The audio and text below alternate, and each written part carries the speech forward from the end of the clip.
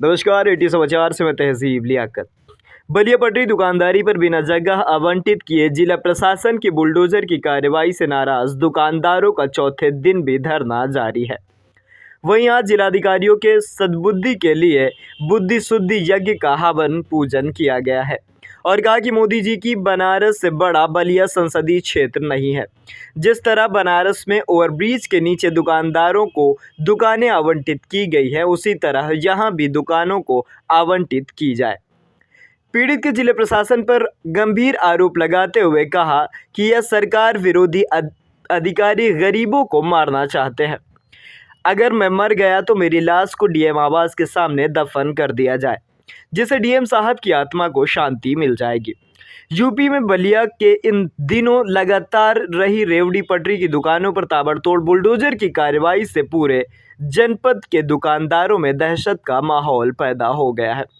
इस मामले में भी नेता, सांसद, विधायक, मंत्री खामोश हैं।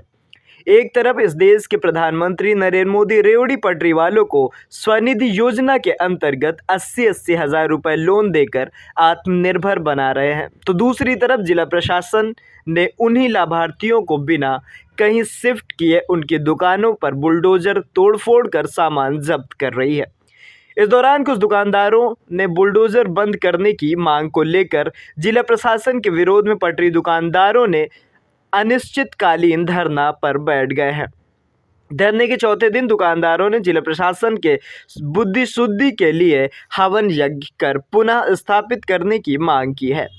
दुकानदारों का कहना है कि पिछले 60 सालों से हम लोग दुकान चला रहे हैं, पहली बार हुआ है कि बुलडोजर से दुकान तोड़ी गई है। हम लोग भाई 4 दिन पहले ज़बरदस्ती प्रशासन द्वारा बुलडोजर लगा कर दुकान तोड़ दी गई। मैं बार बार विरोध करता रहा कि भाई हमको एडिशनल एसपी साहब ने कहे हैं कि आपको कहीं एडजस्ट किया जाएगा, उसके बाद आपकी दुकान हटाई जाएगी, बगैर एडजस्ट किए दुकान नहीं हटाई जाएगी। मैंने बाद में सिटी मजिस्ट्रेट के पास गए, उन्होंने कहा कि आपकी दुकान के लिए, सभी दुकानदारों के लिए जगह खोजी जा रही है, चिन्हित की जा रही है। जब जगह मिल जाएगी तो आप लोगों के वहाँ से हटाकर वहाँ स्थापित कर दिया जाएगा। हमने कहा कि नगर पालिका वालों ने 24 घंटे के लिए मोहलत दिए है। मजिस्ट्रेट साहब ने कहे कि इसके लिए आप निश्चिंत रहिए, आपको कोई डिस्टर्ब नहीं करेगा।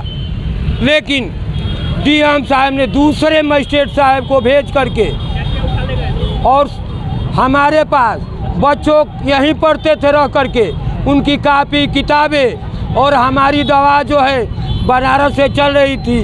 मैं विकलांग हो गया हूँ, लेकिन वो सारा दवाइयाँ, सारा कापी किताब बच्चों का सब लोग वो बुलडोजर पर ला कर ले चले। मेरे बच्चे खाने भी नहीं मर रहे हैं, पढ़ाई भी नहीं मर रहे हैं, कापी किताब के अभाव में स्कूल नहीं जा रहे हैं। हम दवा भी नहीं अपने दर्द से यहाँ पर तड़प रहा हूँ धरना स्थल पर। अभी आप लोग यहाँ पे क्या कर रहे थे? हम यहाँ पर हवन करा रहे हैं अधिकारियों के लिए कि भाई उनकी जो है दिमाग गरीबों के प्रति आकर्षित होके कि वो जो है गरीबों की रक्षा करे, मेहरबान करे कि गरीब जो है 2 रोटी कमा कर अपना भोजन चलाए। सरकार तो ये कह रही है कि किसी गरीब को हटाया न जाए। हम लोग रोड से काफ़ी दूर पर रह रहे हैं, न नाली पर है न रोड पर है। बनारस पर हमारी ये प्रशासन से अनुरोध है कि यदि हम लोगों से डिस्टर्ब है, आपको मानसिकता है कि मैं ओवरब्रिज को सुंदरीकरण बनाना चाहता हूँ, इसको रंगाई कराना चाहता हूँ, पेड़ पौधा लगाना चाहता, तो वो अपनी कार्रवाई करे, वो अपनी रंगाई करे, सुंदरीकरण करे। लेकिन कैंट के सामने मोदी जी ने जो बीच बीच में डिवाइडर में दुकान लगाए हैं, उसी तरह ओवरब्रिज के नीचे हम लोगों का भी दुकान लगवाने की कृपा करें। हम तो लोग भूखे 4 दिन हो गया, अन्यथा इसी धरना स्थल पर बैठे रहेंगे जब तक हमारी मांगें न मानी जाए। सरकार में कोई कमी नहीं है, सरकार तो गरीबों को जिला रही है, लेकिन मेरे पत्रकार भाइयों से एवं जनता से निवेदन है कि यदि घटना स्थल पर मेरी मृत्यु हो गई तो मेरी लाश को डीएम साहब के आवास पर कृपया भिजवाने की कृपा करें।